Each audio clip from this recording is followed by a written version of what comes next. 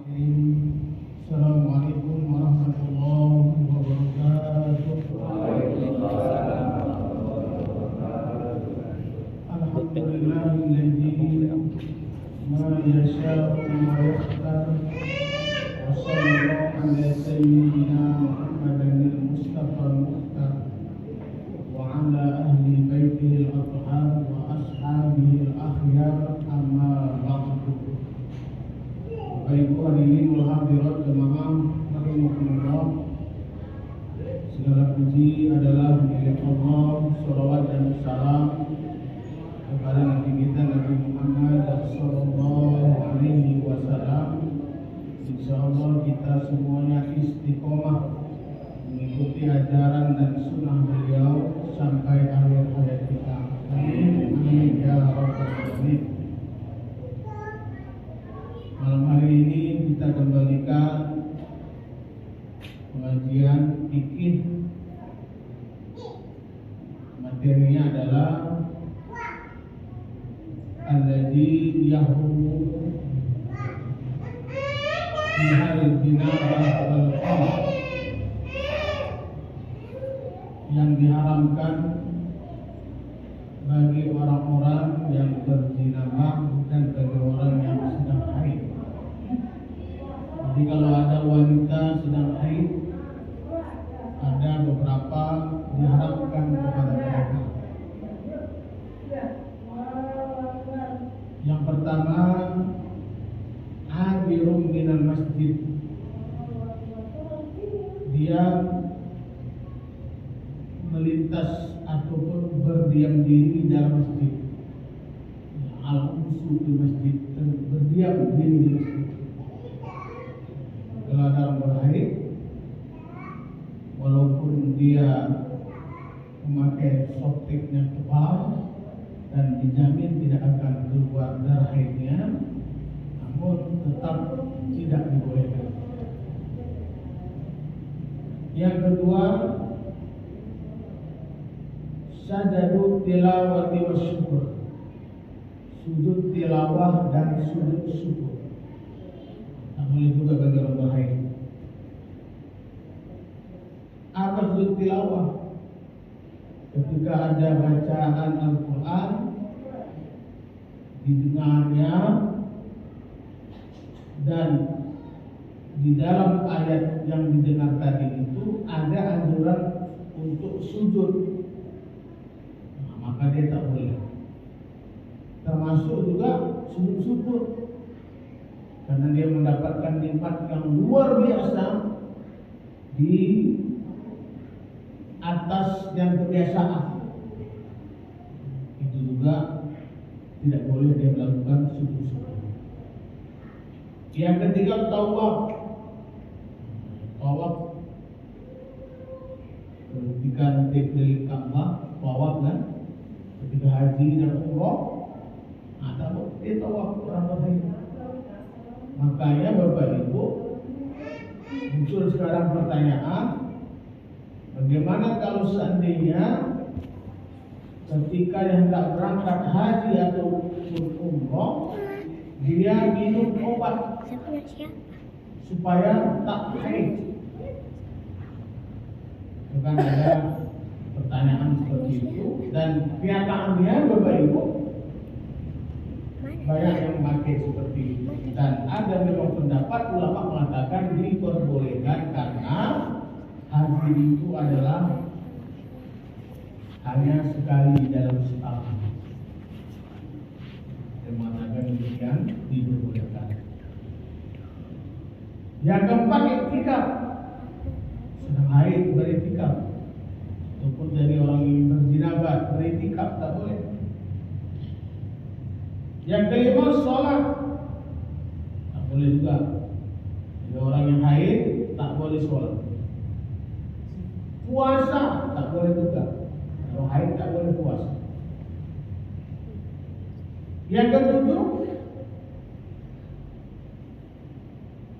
tilawatul Quran, baca Al-Quran. Nah, ini Bapak Ibu. Jadi kalau orang yang berhaid tidak dibolehkan membaca Al-Quran. Kemudian muncul pertanyaan, bagaimana kalau seandainya dia adalah hafizah, dia hafal Al-Quran. Nah, kalau sempat seandainya seminggu 10 hari dia berhaid, lantas jika dia tidak mengulang-ulang baca Al-Quran dia, nanti bisa jadi lupa. Itu bagaimana? Jadi Bapak Ibu jemaah rahimahullah, ada yang mengatakan putar kaset.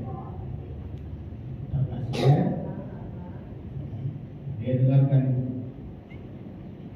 ada matan rupiah, ataupun dia baca tapi cukup dalam hati supaya tidak hilang. Atau juga Bapak Ibu dia haid, ada orang baca Quran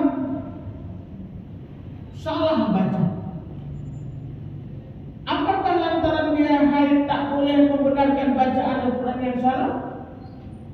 Tentunya Bapak Ibu, dia diperbolehkan untuk membenarkan. Oh, bukan begitu. Yang benar seperti ini, itu panjang, itu pendek. Nah, jadi Bapak Ibu jemaah rahimahullah. Jadi jangan pula nanti tentang haid, kesalahan anak awak baca, dia aja. Kenapa nggak diingatkan haid? Apa dikatakan?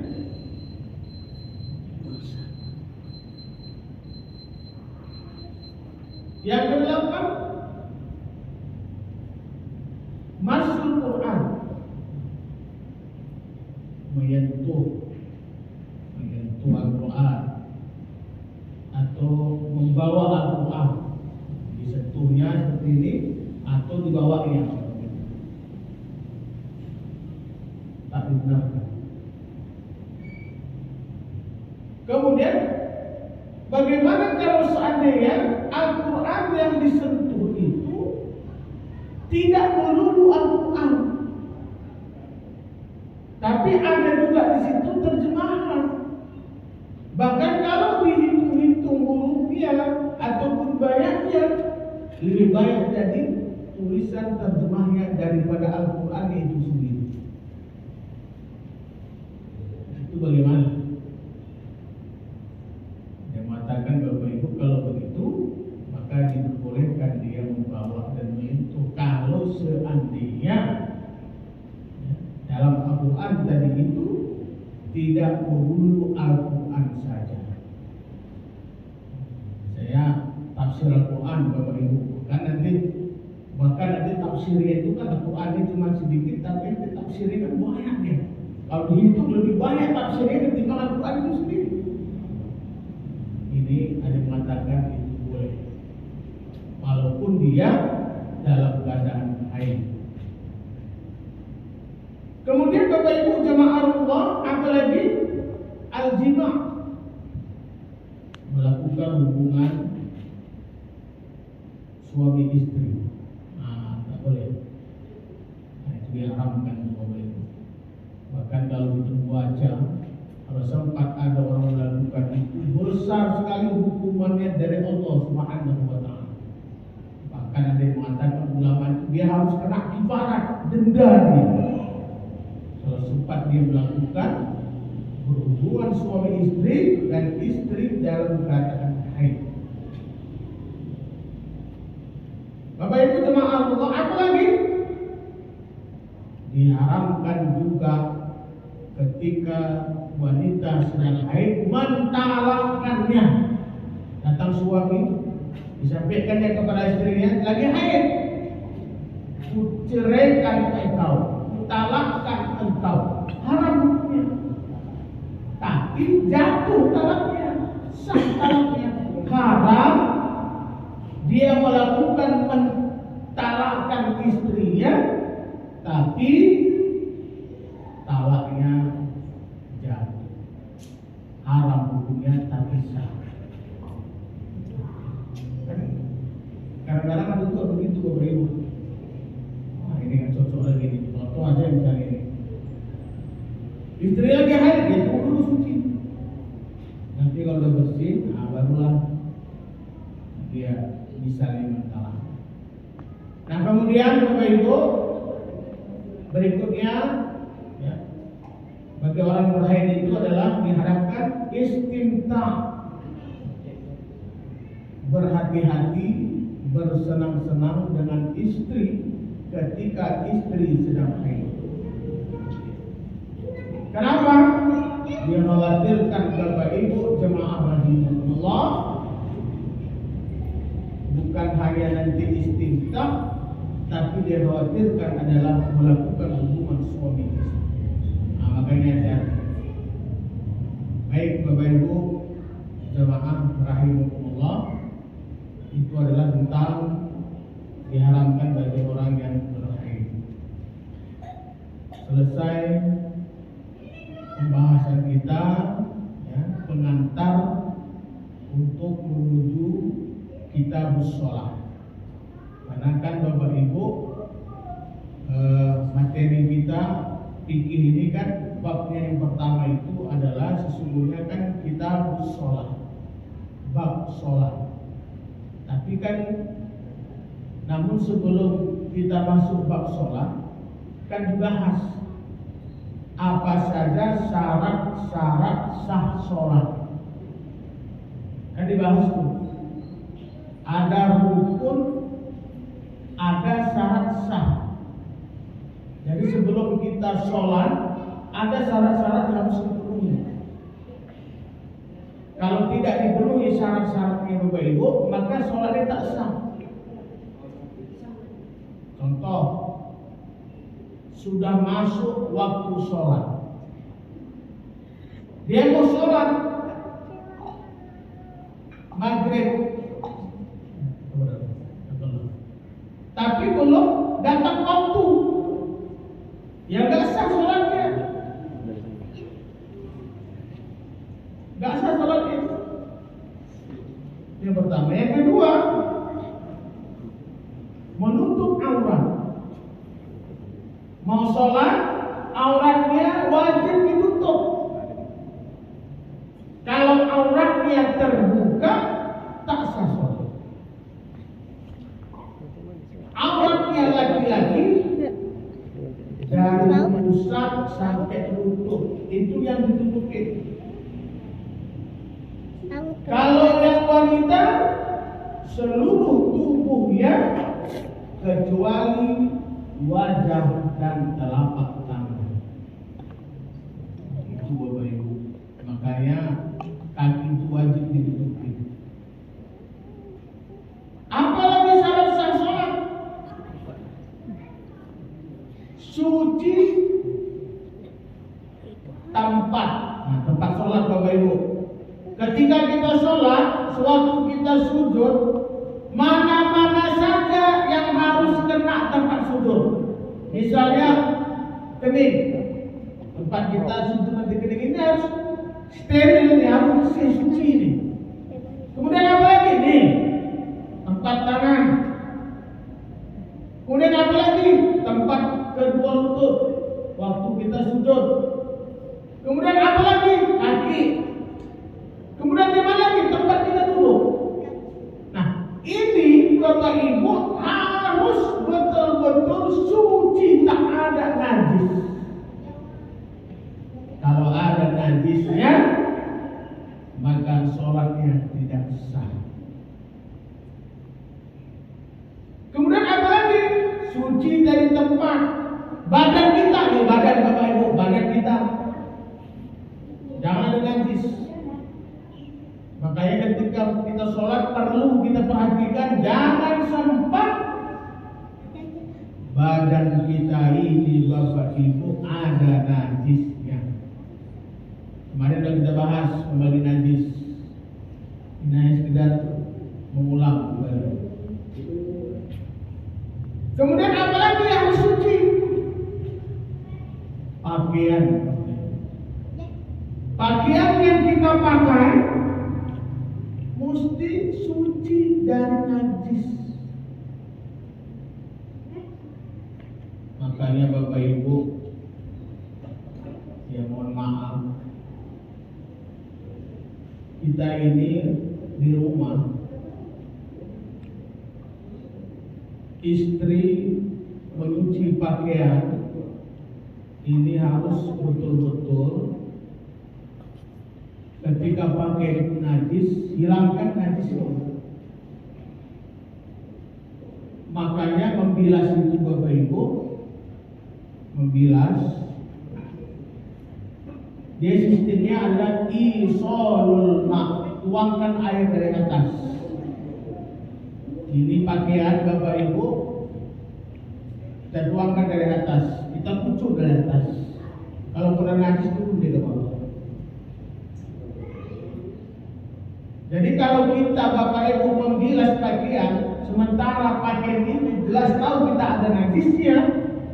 Contoh, mohon maaf, pakaian dalam kita mungkin ada najisnya, kita campurkan dengan baju. Yang baju ini biasa kita pakai untuk sholat, dan sabun biasa kita pakai untuk sholat. Kemudian membilasnya, masukkan dalam ember besar. Cuman kita buang saja buihnya. Buangkan buihnya, habis itu taruh lagi air masuk, kita kucek-kucek lagi, Bapak Ibu. Kemudian buihnya kita buang. Tapi ternyata tidak mengalirkan air, tidak isolul ma. Maka itu Bapak Ibu belum sah dia menghilangkan najis yang ada di pakaian. Nah, ini betul-betul kita perhatikan Bapak Ibu. Bagaimana kalau kita punya mesin cuci di rumah? Nah, ini juga perlu juga ini. Bisa jadi Bapak Ibu, pertama Bapak Ibu, kita masukkan dulu ke air, kemudian kita cuci dulu tanpa sabun, kita bilas, cuci, kemudian kita buka keran bawahnya, kemudian kita siram pakai selang dari atas. Karena di situ sudah hilang Bapak Ibu. Setelah itu barulah kita cuci. Masukkanlah rinso, masukkan sabun, barulah kita ganti. Nah, kalau begitu Bapak Ibu, nanti kita tinggal buangkan dosa saja. Kenapa? Karena najisnya dari pertama sudah kita buang.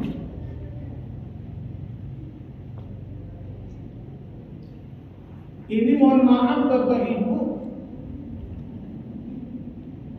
kira-kira kita naruh pakaian ke tempat cucian itu, kemudian laundry gun itu Bapak Ibu, kira-kira itu kalau laundry itu dia jaga nggak kebersihan itu? Pakaian yang kita kasih ini Bapak Ibu, jelas ada najisnya. Entah mungkin ada darah di situ, entah mungkin tak ada najis lah pokoknya. Kemudian kita antar ke tempat laundry. Apakah dia waktu membilasnya itu prakteknya sama yang seperti kita buat di rumah? Apalagi dia tak tahu hukumnya fikihnya, nggak tahu dia hukum fikihnya, bagaimana cara membersihkan, mencucikan najis, nggak tahu dia. Macam mana Bapak Ibu? Apalagi yang tukang laundry tadi itu non pula, kan ada duri mereka. Nah, disitulah Bapak Ibu jemaah Allah, kalaupun kita taruh ke tempat laundry, ya pastikan tempat laundry itu paham di buku. Atau kita pesankan, tolong ya bilasnya begini. Bapak Ibu, kemarin ada suami istri sholat di masjid sama, saya tanya dari mana? Ini Ustaz ngantarkan pakaian laundry itu, kan? Buka usaha itu ya Ustaz. Kami buka usaha itu, ya alhamdulillah juga Ustaz.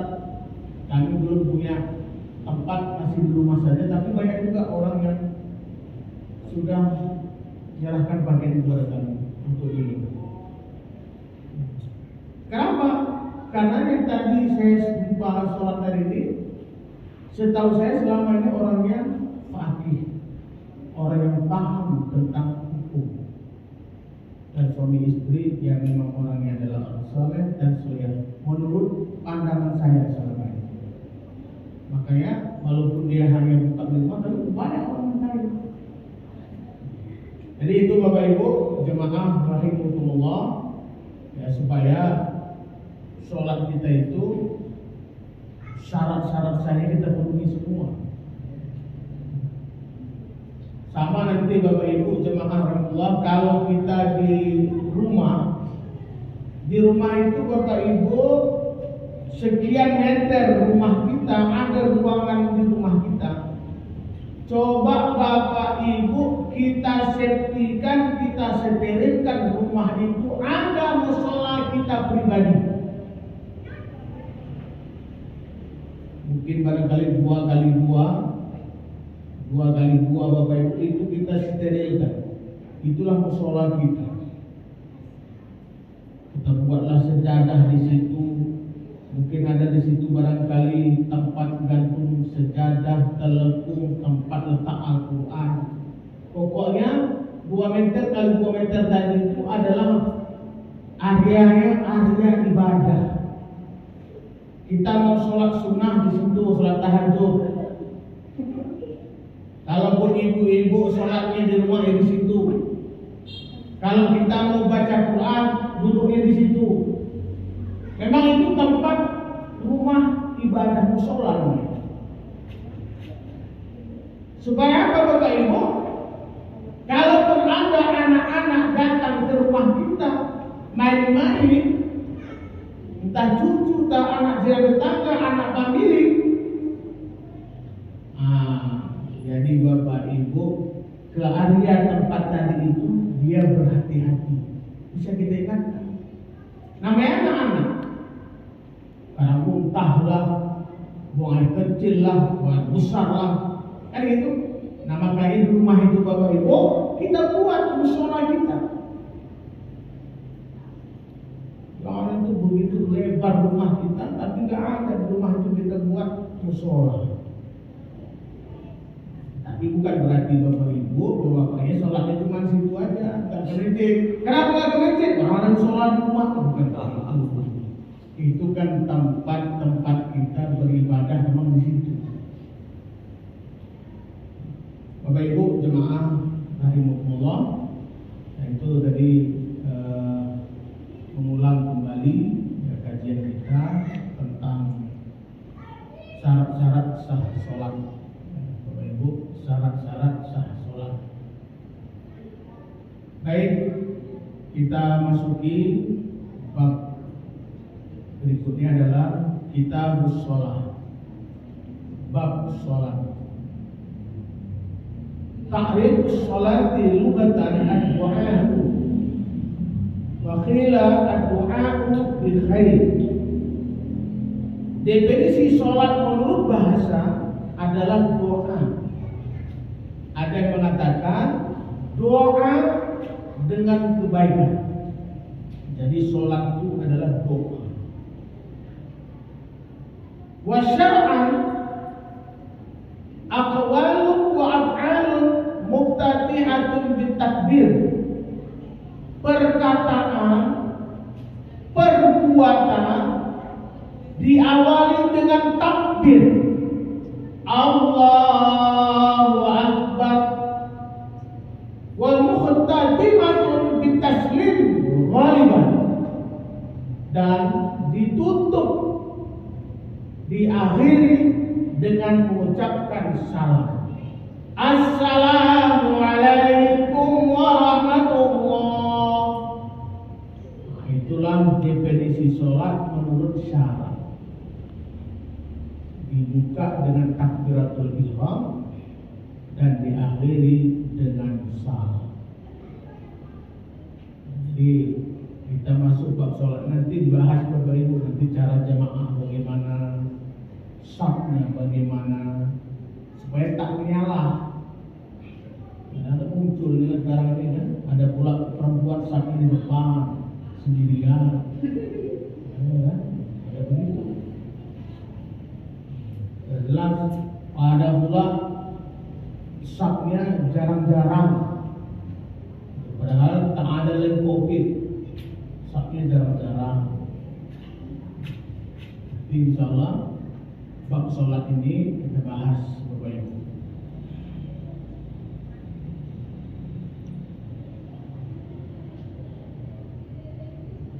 Kemudian Bapak Ibu jemaah rahimakumullah, fadlus sholat, keutamaan sholat. Apa keutamaan sholat? Hiya ruknus tsani min arkanil Islam. Sholat itu adalah rukun yang kedua dari rukun-rukun Islam. Jadi rukun Islam itu ada 5, yang kedua adalah mendirikan sholat. Wahia amududdin. Sholat itu adalah tiang agama. Wa fi'luha azimun kama waradat bihil ayatul qur'aniyah wal haditsun nabawiyah. Melakukannya keutamaannya itu azim, cukup besar. Keutamaan sholat itu Bapak Ibu luar biasa keistimewaannya. Nah, nanti bisa Bapak Ibu dibaca, misalnya apa keutamaan orang yang sholat dan apa juga ancaman bagi orang yang meninggalkan sholat. Dengan begitu Bapak Ibu, kita takut tinggalin sholat. Dengan begitu Bapak Ibu, kita semangat ketika melakukan sholat. Begitu sudah mau sholat, kita termotivasi, ya Allah, ini mau sholat. Kenapa? Karena kita paham, oh ternyata keistimewaan kalau sholat ini.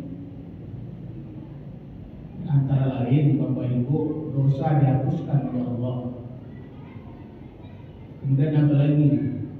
Nanti wajahnya terpancar wajah-wajah soleh. Kemudian apa lagi? Ketika nanti matinya husnul khotimah. Di dalam kubur dia mendapatkan naungan dari Allah Subhanahu wa taala. Nah, kalau begitu Bapak Ibu, kalau kita paham, sedang ngajian itu di masjid ngaji, oh berarti kan mau sholat, kita sudah hero, semangat kita. Oh ini saya mau sholat, ya Allah. Bukan sebaliknya. Begitu dia ngaji di masjid, cepat kali tengok. Cepat kali, coba. Begitu pula rekening awak mau sholat. Nah itulah makanya perlu Bapak Ibu tahu kita apa sebenarnya keistimewaan sholat itu. Baik Bapak Ibu jemaah rahimakumullah. Wa qala sallallahu alaihi wasallam, Nabi kita Muhammad sallam bersabda, "Innal 'abda idza qama bis shalah futihat lahul jinan." Sesungguhnya hamba bila mana dia mendirikan sholat, dibuka Allah baginya pintu-pintu surga. Luar biasa. Mau sholat, dibuka Allah pintu-pintu surga. Wa tusibbat lahul hijab bainahu wa baina rabbih, dan dibuka Allah antara dia dengan Allah hijab. Kan mungkin selama ada hijab, ada penghalang kita dengan Allah. Tapi begitu kita sholat, dibuka Allah hijab, dibuka oleh Allah. Kenapa? Karena orang yang sedang sholat itu sedang bermi'raj. As-sholatu mi'rajul mu'minin. Sholat itu mi'rajnya orang mukmin. Berarti kita sedang berdialog, sedang berdiskusi langsung dengan Allah Subhanahu. Berarti hijabnya dibuka. Maka di situ kalau kita pahami Bapak Ibu, insya Allah kita bisa khusyuk dalam sholat.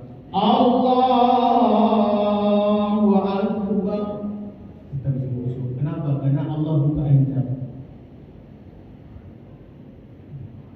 Jadi Bapak Ibu jemaah Allah, para sahabat itu, dia kalau ada masalah, dia sholat. Ada masalah sholat dia. Sholat apa? Yang penting sholat sunnah mutlak terjadi. Ada masalah sholat, Allah. Ketika sholat itu Bapak Ibu lupa yang dari masalah-masalah itu. Kenapa? Karena sedang asyik bermesraan, berdialog dengan Allah Subhanahu wa Ta'ala. Nah itu yang harus kita pahami di sana supaya sholat kita ini khusyuk Bapak Ibu. Ya, sholat ini kadang-kadang kan susah kali itu. Qad aflahal mu'minun alladzina hum fi sholatihim khashi'un. Sungguh beruntung bagi orang mukmin itu siapa? Pertama orang sholatnya khusyuk. Di sholat nanti kita bahas di bab ini juga ada nanti bagaimana supaya kita bisa khusyuk. Wastiqbalul hurul ain. Dan ketika sholat itu Bapak Ibu, maka bidadari menanti mereka. Setiap orang sholat bidadari itu menanti. Senang bidadari itu. Senang. Makanya kalau ada suami sholat istrinya suka, berarti dia itu sayang bidadari. Begitu. Jangan kebalikan, suami sholat istrinya nggak suka. Tapi ada juga suami ketika viral di YouTube itu memang sengaja dia suami sholat supaya nggak minta apa-apa. Istrinya mau minta sesuatu nih, Allahu Akbar, Assalamualaikum Pak, Allahu Akbar. Tak terjadi. Akhirnya suami istrinya tiduran. Enggak begitu juga.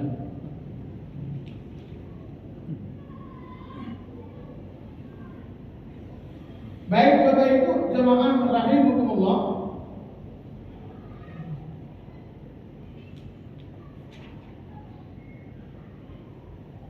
Wa inna fis shalat la shifa.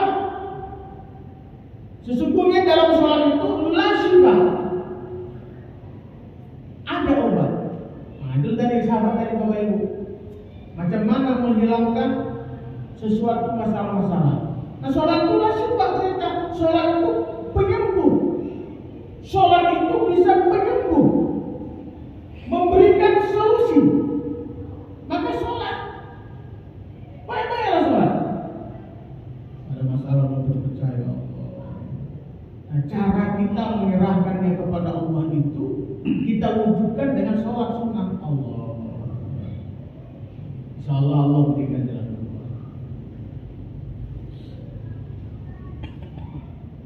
Kemudian wa ju'ilat qurratu 'aini fis shalah. Kemudian dijadikan Allah penenang hati dalam sholat. Jadi Bapak Ibu dalam sholat itu hati tenang.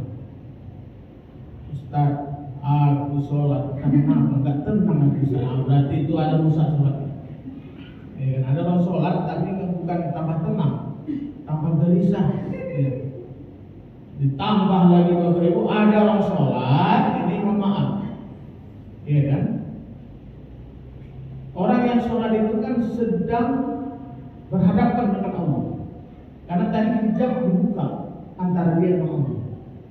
Jadi kalau ada orang sholat, Allahu Akbar, menguap, wah ini berarti sholatnya ada masalah. Kenapa? Karena Rasulullah SAW itu Bapak Ibu, coba kita baca sejarah, tidak pernah menguap. Karena orang yang menguap itu berarti pertanda setan masih bisa mempengaruhi dirinya. Makanya kata Nabi, kalaupun dia menguap tak bisa ditahan lagi, tutup rapat-rapat, jangan ada renggang sesuatu bisa masuk ke dalam tubuh. Nah itulah dia Bapak Ibu. Kan banyak juga tuh sholat tapi luar. Tadi nggak ngantuk, tapi pas sholat ngantuk dia. Nah, berarti ini ada masalah dalam dirinya ketika melaksanakan sholat. Bapak Ibu jemaah rahimahullah, innal 'abda idza qama yusalli utiya bi junubihi faqudi'an 'ala ra'sihi aw 'ala 'aqibatihi fa kullama raka'a sajada tasaqata anhu. Masyaallah. Sesungguhnya hamba bila dia sholat, hamba tadi ini sholat, utiya dosa-dosa hamba tadi itu faqudi'an 'ala ra'sihi, diletakkan di kepalanya. Jadi begitu hamba sholat, dosa-dosa hamba sholat tadi ini Bapak Ibu diletakkan di atas kepalanya, au ala akibai, atau di atas pundaknya. Fakullama raka'a sajada tasaqata anhu. Maka ketika hamba tadi ruku ataupun sujud, tasaqata anhu, berguguran, berjatuhan dosa-dosa dari kepala dan di pundak. Coba. Luar biasa Bapak Ibu. Makanya kalau ini kita pahami, kita akan semangat bila datang waktu sholat. Allah. Kenapa? Kalau nanti kita baca bagaimana supaya khusyuk dalam sholat, Bapak Ibu, ketika kita melakukan sholat fardu, bisa jadi itu adalah sholat terakhir kita. Bisa nanti kita insya Allah bisa jadi Bapak Ibu itu adalah isya terakhir. Tak ada jaminan isya besok kita dipanjangkan Allah. Yang gitu. Kalau begitu kita punya semangat untuk beribadah. Kadang-kadang cuma dalam Bapak Ibu tak ada orang takut kadang-kadang. Ajar berkumandang, masih duduk juga depan teras. Pulang kita dari masjid, duduk juga masih di situ. Tak kapan sholatnya? Kalau ditanya, Pak, ya Pak ke masjid sholat, dia lantang menjawab, aku Pak bukan tak mau sholat ke masjid, tapi tak enak ku dengar yang ngajar, itu aja yang ngajar, tak sodak kuping ku dengar. Alasannya karena tak mantap ngajar di masjid. Beberapa minggu kemudian rupanya ada murid bertamu ke tempat kita dan dia ajar di masjid tersebut. Suaranya pastinya menggelegar dan indah dan nyaring Bapak Ibu. Lewat kita, Pak, kalau ini Pak menurut Bapak yang ajar ini bagaimana? Kalau ini Pak sampai merinding sedengar. Mantap kali ajar ini. Kalau begitu aja Pak ke masjid sholat, maaf, Bapak adalah guru saya sampai merinding. Begitulah Bapak Ibu alasannya. Ada. Dia bilang merinding, tapi dia ajar, Bapak lu, saya sampai merinding aja lah. Berat memang Bapak Ibu. Nah, kemudian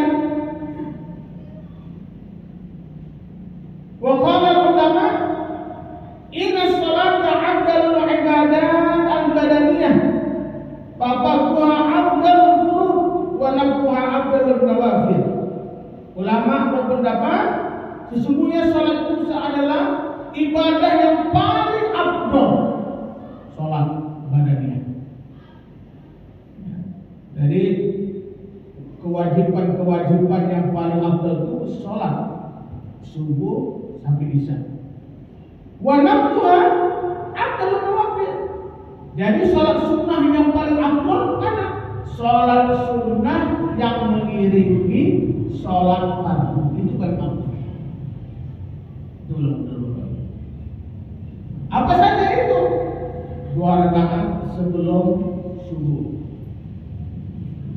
2 rakaat sebelum zuhur, ada mengatakan 4, dan 2 rakaat sesudah zuhur, 2 rakaat setelah sholat maghrib